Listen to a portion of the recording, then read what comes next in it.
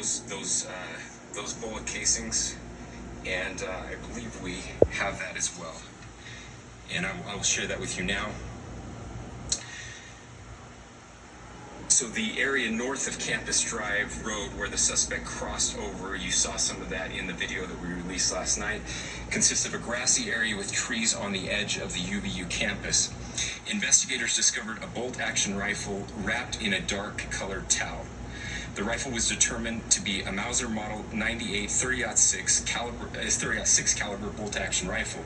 The rifle had a scope mounted on top of it. Investigators noted inscriptions that had been engraved on casings found with the rifle. Inscriptions on a fired casing read, "Notices, bulges, capital OWO, what's this, question mark." Inscriptions on the 3 unfired casings read, "Hey fascist, exclamation point, catch, exclamation point." Up arrow symbol, right arrow, and symbol, and 3 down arrow symbols.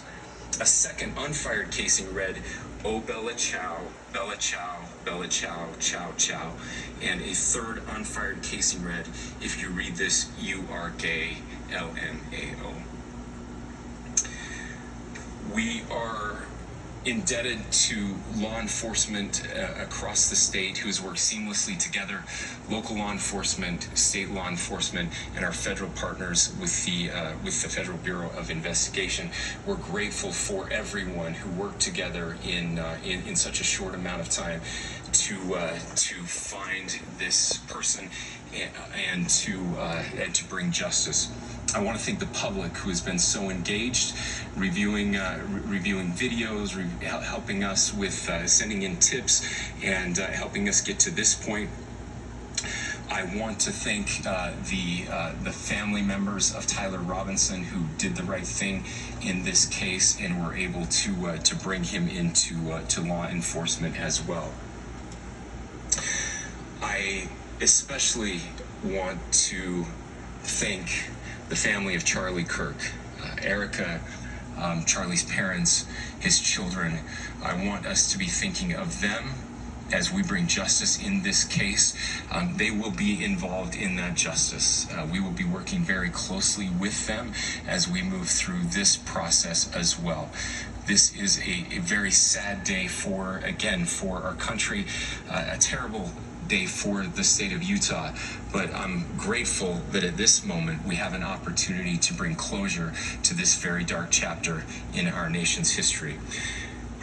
With that, I will now turn the microphone over to the Director of the FBI, Kash Patel. Thank you, Governor. This is what happens when you let good cops be cops. The FBI and our partners are proud to stand here today together to bring justice to the family of Charley Kirk and honor his memory. I want to express my deep gratitude to President Trump, the Vice President, and the entire White House who have been so incredibly supportive with both resources and just personally to the FBI as a team. They had our backs the entire way, and I just want to express my gratitude for giving us the resources we need to operate in this space to bring this sort of justice at this sort of speed. In 33 hours, we have made historic progress for Charley. Governor Cox, our partnership has been absolutely incredible these last few days. Our partnership will endure. Your state and local partners, your sheriffs, your DPS community has been unbelievably impressive in the hardest of times.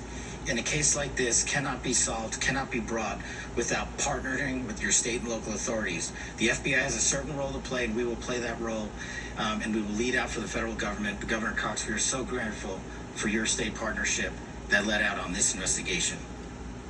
A little bit of the timeline. Charley was shot at 12:23 p.m. on Wednesday.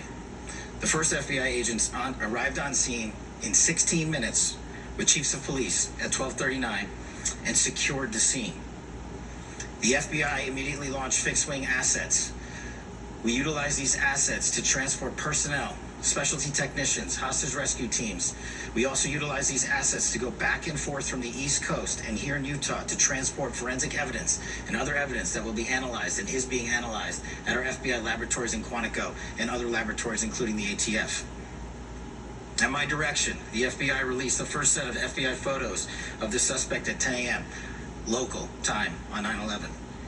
Then, shortly thereafter, the FBI reward of $100,000 was released at 10:45 a.m. local. Myself and Deputy Director Bongino arrived on the scene at approximately 5:30 p.m. on 9/11. The governor led a press conference last night at approximately 8 p.m., where at my direction, the FBI released a never-before-seen video of the suspect. We also released new images to the public of the suspect. And just last night, the suspect was taken into custody at 10 p.m. local time. In less than 36 hours, 33 to be precise, thanks to the full weight of the federal government and leading out with the partners here in the state of Utah and Governor Cox, the suspect was apprehended in a historic time period. And I want to highlight what Governor Cox said. This would not have been possible without you, the media, and you, the public. That's why we went so public, so fast, and we're so transparent, and we're committed to that transparency. The crime scene, just a little bit there. It is a large crime scene. State and local authorities, along with federal authorities, processed that crime scene quickly. And I even had the ability to walk through that crime scene and walk through the steps the suspect took to learn more about what was needed and what resources we needed to bear to create a full picture for the FBI and leadership back in Washington. Well, he ended, Cash Patel ended that situation by talking about Charley Kirk and did, rest well, my friend, and we'll see you in Valhalla. And it seems like they have somebody in custody with all this stuff going on of questioning who is responsible. They're still investigating if there were more people involved with the situation, as they're looking to get everybody that's involved with it, locked up and possibly, executed at this point. We don't know what they're planning to do. There's a lot of public outcry. There's people that want, stuff done. Give me a second to get my hair out of here. As we continue to have a breakdown here.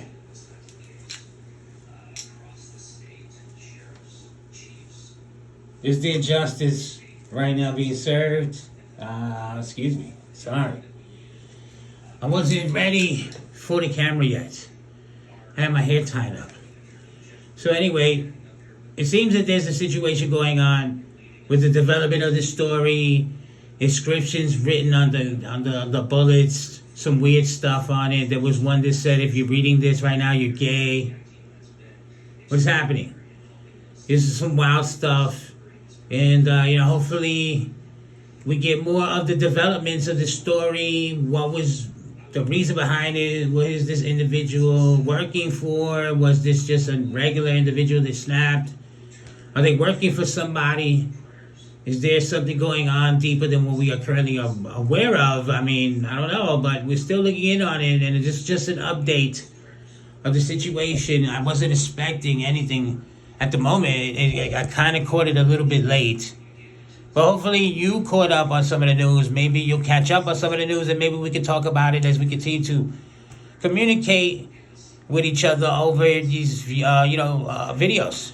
And, again, this was just a spontaneous moment. I wasn't expecting anything to pop up, but I felt that I needed to get some of that information out there, and hopefully it's reaching some of the people, getting a little bit more informed, I guess, as they are going forward with this investigation. And hopefully it's settling in with your day. Hopefully you're having a great day. Hopefully you're having a great time, even with all the crazy things going on in the current times in this country. And until next time, people, just remember me. Give me a second. I'm just unprofessional with this whole thing right now. I apologize.